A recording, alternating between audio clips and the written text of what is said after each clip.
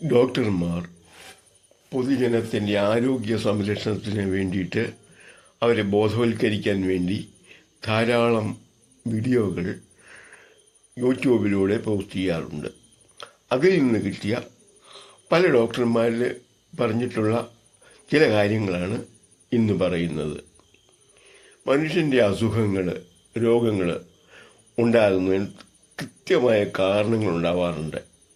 അത് അപൂർവമായിട്ട് ഒരു കാരണവുമില്ലാതെ ഒരു രോഗം ഉണ്ടാകുന്നുള്ളൂ.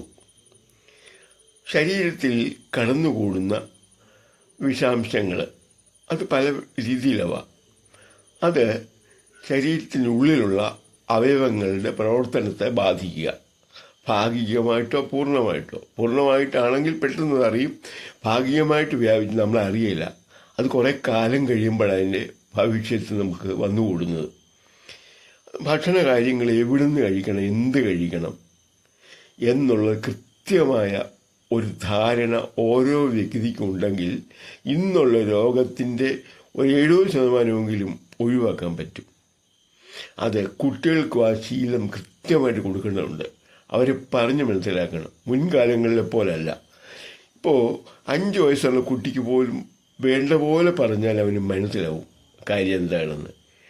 സ്കൂളുകളനുബന്ധിച്ച് സ്കൂളിൻ്റെ അടുത്തൊക്കെ വിൽക്കുന്ന മിഠായി കടകൾ, അത് കമ്പനിയുടെ പ്രൊഡക്റ്റ് വളരെ കുറവാണ്. വളരെ ലാഭത്തിന് കൊടുക്കുന്ന മിഠായികളാണ്. എന്തെങ്കിലും പേരുമൊക്കെ കാണും. നല്ല ഭംഗിയുള്ള കടലാസിലൊക്കെ പൊതിഞ്ഞിരിക്കും. ഇതാരെങ്കിലും എവിടെയെങ്കിലും ഇരുന്ന് കിട്ടുന്നതെല്ലാം കൂടെ കുഴച്ചുരുട്ടി ഉണ്ടാക്കുന്ന അച്ചും വാങ്ങിക്കാൻ കിട്ടും. ഈ തമിഴ്നാട്ടിൽ ശിവകാശിയിലൊക്കെ ഏത് മിഠായിയുടെ അച്ച് കിട്ടും. അതുകൊണ്ട് അതിനകത്തിട്ട് ഓരോന്നോരോന്നുണ്ടാക്കിയെടുത്താൽ ലാഭമല്ലേ. ഓരോ രൂപയ്ക്ക് വിൽക്കരുത് ഒരെണ്ണം. ചിലവ് 15 പൈസയായിരിക്കും. ശർക്കരയും പഞ്ചസാരയോ ആണ് ഇതിന് മുഖ്യ ഘടകം. പിന്നെ അതിനകത്ത് സൗകര്യം അനുസരിച്ച് രുചി വരാൻ വേണ്ടി എന്തെങ്കിലുമൊക്കെ ചേർക്കും. കളറിന് വേണ്ടിയിട്ടും ചേർക്കും. ഇതൊക്കെ അംഗീകൃത സാധനങ്ങളാണോ എന്നുള്ളത് എങ്ങനെ അറിയാൻ പറ്റും? കുട്ടികൾ ധാരാളം വാങ്ങുകയും ചെയ്യുന്നുണ്ട്. കുട്ടികളായതുകൊണ്ടും പെട്ടെന്ന് അറിഞ്ഞെന്ന് വരികയില്ല. നിശ്ചയമായിട്ടും ഇത് നിയന്ത്രിക്കേണ്ടത് തന്നെയാണ്. മാതാപിതാക്കൾ വേണം നിയന്ത്രിക്കാൻ. എല്ലാ സ്കൂളുകളോട് ബന്ധപ്പെട്ടും ടൗണിൽ പോലും കാണാം ഇത്തരം സാധനങ്ങൾ വിൽക്കുന്നത്. ബേക്കറി സാധനങ്ങളും അതുപോലെ ഈ മിഠായി ഐറ്റംസ് വേറെ അത് വിൽക്കുന്നുണ്ട്. അത് കുട്ടികൾ പോയി വാങ്ങി കഴിക്കും. 1, 2, 3 കഴിച്ചുകൊണ്ടൊന്നും കുഴപ്പം കാണുകയില്ല. ചിലപ്പോൾ കുറേ കഴിക്കുമ്പോഴായിരിക്കും അതിൻ്റെ പ്രശ്നം കണ്ടു തുടങ്ങുന്നത്. ഇത് ചെറുപ്പത്തിലെ നിയന്ത്രിക്കേണ്ട ഒരു കാര്യമാണ്. പറഞ്ഞ് മനസ്സിലാക്കണം കുട്ടികളെ. നല്ല കമ്പനിയുടെ അവരുടെ ആവശ്യമനുസരിച്ച് വാങ്ങിക്കൊടുക്കുകയും ചെയ്യണം. അപ്പോൾ അവർ അതിനോടുള്ള ഭ്രമം അങ്ങ് മാറും. അതിൻ്റെ പോരാഴിക കൂടെ അവർ പറഞ്ഞ് മനസ്സിലാക്കണം. രണ്ടും ഒരുപോലാണോ അതോ ഏതാ നല്ലത് എന്നൊക്കെ ഒന്ന് താരതമ്യ പഠനം അവരെക്കൊണ്ട് തന്നെ ചോദിച്ച് മനസ്സിലാക്കണം, പറയണം. അങ്ങനെ പല രീതിയിലുള്ള പ്രശ്നങ്ങൾ നമ്മൾക്ക് തന്നെ പരിഹരിക്കാൻ പറ്റും. വീടുകളിൽ ചെയ്യേണ്ട കാര്യം ഇത് കിട്ടുന്ന ഏത് സാധനവും വാങ്ങി കഴിക്കുന്ന പ്രകൃതം പൊതുവെ കുട്ടികൾ കാണുന്നുണ്ട്. കടകളിൽ നിന്ന് വാങ്ങുന്നുള്ളതാണ്. ചിലപ്പോൾ ഒരാൾ കൊടുത്താൽ കഴിച്ചില്ലെന്ന് വരാം. പക്ഷേ കടകളിൽ നിന്ന് വാങ്ങുന്ന അവർക്ക് വിശ്വാസമാകും, അവരും കഴിക്കും. അത് കൂട്ടുകാർ വാങ്ങിച്ച് കൊടുത്തെന്ന് വരും, അതും വാങ്ങിക്കും, കഴിക്കും. ഇതൊക്കെ വലിയ പ്രശ്നങ്ങളാണ്. ഇത് നമ്മൾ അതുപോലെ തന്നെ നമ്മൾ ഏത് ഹോട്ടലിലാണെങ്കിൽ പോലും കയറുമ്പം നമ്മൾ മുൻകൂട്ടി അറിഞ്ഞിരിക്കണം വൃത്തിയായിട്ട് ചെയ്യുന്നതാണോ എന്നുള്ളത്. ഈ എല്ലാ പ്രോഡക്റ്റും വളരെ വൃത്തിയായിട്ടൊന്നും ചെയ്യുന്നതായിരിക്കില്ല. കഴിവുള്ളത്തോളം ഹോട്ടൽ ഭക്ഷണം ഒഴിവാക്കുകയാണ് ചെയ്യേണ്ടത്. പല പഴങ്ങളോ അതുപോലുള്ള വല്ലതും കഴിച്ച് ആ പോരാഴിക നികത്താവുന്നതാണ്. നമ്മൾ ഭക്ഷണത്തിൽ നിന്ന് തന്നെയാണിത് കൂടുതൽ. പിന്നെ മറ്റൊന്ന്, വ്യായാമത്തിൻ്റെ കുറവ്. ഇന്ന് വ്യായാമം തീരെ കുറവാണ്. കുട്ടികളെ വാതുക്കൽ വന്ന് കാറിൽ കയറ്റിക്കൊണ്ട് പോകും. അല്ലെ വാടകയ്ക്ക് എടുക്കുന്നതാണെങ്കിൽ കയറ്റിക്കൊണ്ട് സ്കൂളിൻ്റെ വാതുക്കെ വിടും. നടക്കാനോ ഓടാനോ ഒന്നും നേരമില്ല. വളരെ സ്ട്രിക്റ്റാണ് സ്കൂളുകളെല്ലാം, പ്രത്യേകിച്ച് ഇംഗ്ലീഷ് മീഡിയം സ്കൂളുകൾ. അവർക്ക് വേണ്ടത്ര വ്യായാമമൊന്നും കിട്ടുകയില്ല. കുട്ടികൾക്ക് എത്ര കൂടുതൽ വ്യായാമം വേണ്ടതാണെന്നോ അവർക്കത് കിട്ടുന്നേ ഇല്ല. കഷ്ടിച്ച് സ്വല്പസമയം ഡ്രില്ല് പോലുള്ള വല്ല പരിപാടിക്കും കിട്ടിയെങ്കിലേ ഉള്ളൂ. അവിടുന്ന് ഇറങ്ങിയാൽ വണ്ടിയിലോട്ട് കയറുക, വീട്ടിൽ വന്ന് ഇറങ്ങുക. പഠിച്ചേ പറ്റൂ. ചിലപ്പോൾ ട്യൂഷൻ കാണും, ട്യൂഷനില്ലെങ്കിൽ പഠിക്കുന്നു പറഞ്ഞ് എപ്പോഴും വീട്ടിലുള്ളവരും ബുദ്ധിമുട്ടിച്ചുകൊണ്ടിരിക്കും. കുട്ടികൾക്ക് വലിയ സ്വൈരക്കേടാണ്. അത് തന്നെ അവരുടെ മാനസിക വികാസത്തെ ബാധിക്കുന്നതാണ്. പുട്ടുകുറ്റിക്കകത്തുനിന്ന് ഇറങ്ങി വരുന്ന പുട്ട് പോലെ ഇരിക്കും സ്വഭാവം, ഒരേ പ്രകൃതമായിരിക്കും. അങ്ങനെയൊക്കെ പറഞ്ഞു മതിയാവും. മറ്റേയാൾ നിയന്ത്രിച്ചതിലേ ശരിക്കും കാര്യങ്ങൾ ചെയ്യാൻ പറ്റുള്ളൂ. കുറച്ച് പഠിച്ച കാര്യങ്ങൾ ചെയ്യും, ബാക്കിയൊന്നും അറിയത്തില്ല. സ്വയം കഴിവ് വികസിക്കണം. യൂറോപ്യൻ രാജ്യങ്ങളിൽ അങ്ങനെയാണ്.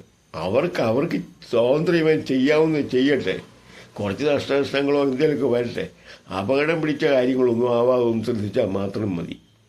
നന്നായിട്ട് തനിയെ ചെയ്ത് ശീലിക്കണം. ജീവിതത്തെക്കുറിച്ച് പഠിക്കും, ആശയം വളർന്നു വരും. അങ്ങനൊരു സ്ഥിതി ഇപ്പം കേരളത്തിൽ ഇല്ല, കുറവാണ്. അത് ഈ ഇംഗ്ലീഷ് മീഡിയം സ്കൂളുകൾ ഇറങ്ങിയപ്പോഴാണ് ആ പ്രശ്നം കൂടുതൽ കാണുന്നത്. യന്ത്രമനുഷ്യനെ പോലെ വളർന്നു വരും. എല്ലാവർക്കും അറിയാം കമ്പ്യൂട്ടർ നന്നായിട്ട് ഉപയോഗിക്കാൻ. എത്ര കൊച്ചുകുട്ടിക്കും അറിയാം, ഫോൺ ഉപയോഗിക്കാനും അറിയാം. ഇതൊക്കെയാണെങ്കിലും ആരോഗ്യം വളരെ മോശമാണ്. ഓട്ടവും ചാട്ടവും വെയിലും ഒന്നും കൊള്ളുന്നില്ല. വെയിൽ ആവശ്യത്തിന് കൊള്ളേണ്ടതാണ് കുട്ടികൾ. ആദ്യം ഒരു കവിനെ എടുത്ത് രാവിലെ ഇട്ടിട്ടേ പുറത്തിറങ്ങുകയുള്ളൂ. അത് മുറ്റത്ത് നിൽക്കുമ്പോൾ പോലും ഒരു ഷർട്ട് രാവിലെ എപ്പോഴും ഇട്ടിരിക്കും. നേരിട്ട് സൂര്യപ്രകാശവും വായുവിൻ്റെ ആ തള്ളലും ശരീരത്തിൽ പതിക്കേണ്ടതാണ്. അതിലൊക്കെ മാറ്റമുണ്ട്. ചെറിയ ഇളം കാറ്റ് പോലും ശരീരത്തിൽ തൊലിപ്പുറത്ത് നേരിട്ട് തട്ടുമ്പോൾ അതിൽ ഒത്തിരി സംഭവിക്കുന്നു നടക്കുന്നുണ്ട്. അതുപോലെ സൂര്യപ്രകാശം നേരിട്ട് തൊലിപ്പുറത്ത് തന്നെ അടിക്കണം. ഷർട്ടിൻ്റെ പുറത്തൂടെ കിട്ടുന്നത് പോരാ, അതായത് കയ്യിലും കാലിലും കിട്ടുന്നത് പോരാ. അതായത് ഈ ആവശ്യമുള്ള നമ്മൾ ഈ സൂര്യപ്രകാശത്തിൽ നിന്ന് ഉണ്ടാക്കിയെടുക്കണമെങ്കിൽ തൊലിപ്പുറത്ത് തന്നെ കൊള്ളണം വെയിൽ. അല്ല, അതിന് കഴിച്ചുകൊണ്ട് തന്നെ ആയില്ല. കഴിച്ചുകൊണ്ട് പൂർണ്ണമായ ഫോമിലല്ല അത് കിട്ടുന്നത്. ശരിയായ ഫോമിൽ സൂര്യപ്രകാശത്തിൻ്റെ സഹായം കൂടെ വേണം കഴിക്കുന്നതോടൊപ്പം. സൂര്യപ്രകാശം അടിച്ചേ പറ്റൂ. ആകെ ജീവിത ക്രമം ഒന്ന് മാറി. അടുത്ത തലമുറ ഒരു 10-50 കൊല്ലത്തിനുള്ളിൽ ഇപ്പോഴീ വളർന്നു വരുന്ന കുട്ടികളുടെ ആ പോരാഴിക മനസ്സിലാകേണ്ടി വരും. കാരണം മുൻകാലങ്ങളെപ്പോലല്ല. മുൻകാലങ്ങളിൽ എന്ത് പ്രശ്നം വന്നാലും അതിനെ അതിജീവിക്കാനുള്ള ശേഷി ഓരോ വ്യക്തിക്കും ഉണ്ടാകത്തക്ക രീതിയിലാണ് വളർന്നു വന്നത്. പ്രതിസന്ധികളാണ് ആദ്യം മുതൽ തന്നെ എല്ലാ കാര്യങ്ങളിലും, പഠനകാലത്തും അല്ലാത്തപ്പോഴുമൊക്കെ. ഇപ്പം അത് വളരെ കുറവാണ്. അതൊക്കെ വീട്ടുകാരങ്ങ് നോക്കിക്കോളും. ഒരു പ്രതിസന്ധിയും അനുഭവിക്കേണ്ട. ഈ പ്രതിസന്ധി അനുഭവിച്ചില്ലെങ്കിൽ അവൻ പ്രതിസന്ധി വരുമ്പോൾ അവൻ എങ്ങനെ തരണം ചെയ്യും? ഇത് യൂറോപ്യൻസ് അറിയാം. അവിടെ ഇംഗ്ലീഷ് മീഡിയമാണ്, കൃത്യമാണ്, സ്ട്രിക്റ്റാണ് ക്ലാസ് സമയത്ത്. അത് കഴിഞ്ഞ് അവർ സ്വതന്ത്രരാണ് കുട്ടികൾ. അത് സ്വതന്ത്രം. അവർ കളിക്കാനും ചാടാനും ഓടാനും നീന്താനും കൂട്ടുകാരുമായി തർക്കത്തിൽ ഏർപ്പെടാനും എല്ലാം ഏർപ്പെടും. പൂർണ്ണ സ്വാതന്ത്ര്യം. തനി എന്തെങ്കിലും ഉണ്ടാക്കാൻ ശ്രമിക്കും. അതിൽ വിജയിച്ചെന്നും പരാജയപ്പെട്ടെന്നും വരും. ഇതൊക്കെ യൂറോപ്യൻ സ്റ്റൈലാണ്. അതുകൊണ്ടാണ് അവിടെ നല്ല പ്രതിഭയുള്ള ആളുകൾ വികസിച്ച് വരുന്നത്. ഇവിടെ അതിനെ അനുകരിച്ച് ക്ലാസ്സുകൾ നടത്തും. കോളേജുകൾ, സ്കൂളുകൾ, പ്രത്യേകിച്ച് സ്കൂളുകളുണ്ട് ഇവിടെ. പക്ഷേ അത് യന്ത്രമനുഷ്യനെ സൃഷ്ടിക്കുന്ന പ്രസ്ഥാനങ്ങളായിട്ടാണ് ഇവിടെ നിലനിൽക്കുന്നത്. യന്ത്രമനുഷ്യൻ സ്റ്റാർട്ട് ചെയ്യാൻ, അതിനെ നടത്താൻ മറ്റൊരാൾ വേണം. ആ ഒരു സ്ഥിതിയിലായിട്ടുണ്ട് ഇപ്പോൾ. ഓരോ ഒത്തിരിയാളൊന്നും പ്രതികരിച്ചറിയാം. ബുദ്ധിപരമായിട്ട് ഒത്തിരി മുമ്പിലാണ് കുട്ടികൾ. അത് ഈ പരിണാമത്തിലൂടെ സംഭവിച്ചതാണ്. കാരണം സാഹചര്യത്തിൻ്റെ കുറവ് കൊണ്ട് നേരത്തെ ഈ പരിണാമം മുഴുവൻ പ്രകടമാകാതെ ഉറങ്ങിക്കിടപ്പുണ്ടായിരുന്നു. ഉറങ്ങിക്കിടന്നതൊക്കെ കൂടെ നല്ല ഭക്ഷണവും നല്ല സാഹചര്യവും നല്ലപോലെ കിട്ടുമ്പം ഈ കാലത്ത്, പ്രത്യേകിച്ച് 21-ാം നൂറ്റാണ്ട്, 20-ാം നൂറ്റാണ്ടിൻ്റെ ഉത്തരാർത്ഥം, ഇതും കൂടെ അന്ന് മുതൽ മനുഷ്യൻ്റെ ബുദ്ധി വളരെ വികസിച്ചു കഴിഞ്ഞു. ആ ഉടക്കിക്കിടന്നതിൽ അവനങ്ങ് പെട്ടെന്ന് റിലീസാകുകയാണ്. ഒരു മുതിർന്ന ഒരാൾ ഒരു 50 കൊല്ലം മുമ്പ് ഒരു 25 വയസ്സുകൊണ്ട് നേടിയ അറിവുകളും ബുദ്ധിവികാസവും ഇന്നൊരു 12-കാരനുണ്ട്. 12-കാരൻ അതുകൊണ്ട് അത് പൂർണ്ണമായ അവന് അത്രയും തന്നെ ബുദ്ധിവികാസവും ഗ്രഹിക്കാനുള്ള ശേഷിയും എല്ലാം ഉണ്ട്.